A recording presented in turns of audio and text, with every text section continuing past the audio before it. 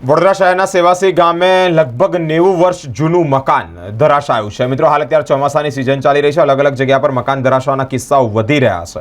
તેવામાં સેવાસી રોડ ખાતે આજે એક મકાન જે ધરાશાયું છે તે લગભગ 90 વર્ષ જૂનું હોવાની માહિતી સામે આવી છે। જૂનું મકાન ધરાશાવાની સાથે જ 4 વર્ષની નાની બાળકીનો આબાદ બચાવ થયો છે। મકાનની જે દિવાલ છે તે પડી ગઈ છે।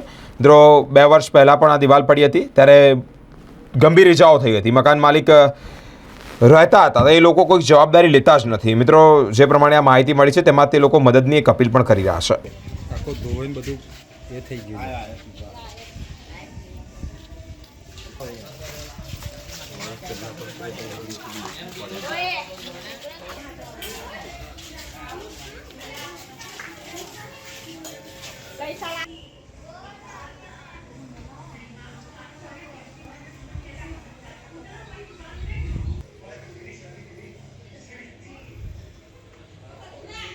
અત્યારે અઢી કલાક થયો છે।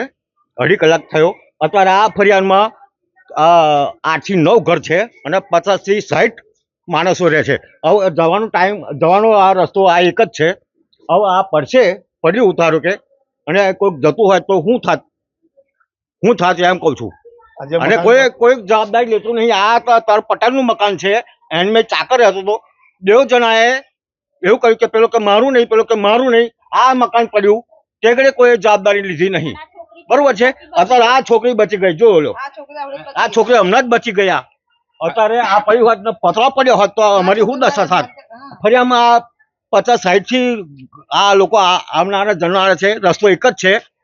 હવે અત્યારે એના પર પતરા પડ્યો હોત તો શું થાત દશા। કોઈ જવાબદારી લેતું નહીં।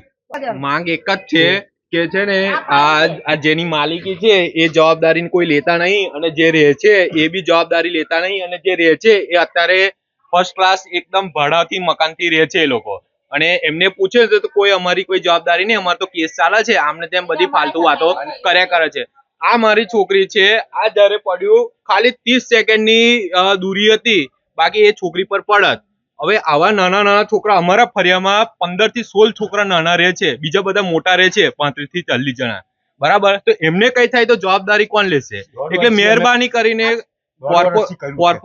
કોર્પોરેશનને અને કમિશનરને ખાલી એટલી જ વિનંતી છે કે આનો નિકાલ લાવો અને અમને આમાંથી મુક્ત કરો।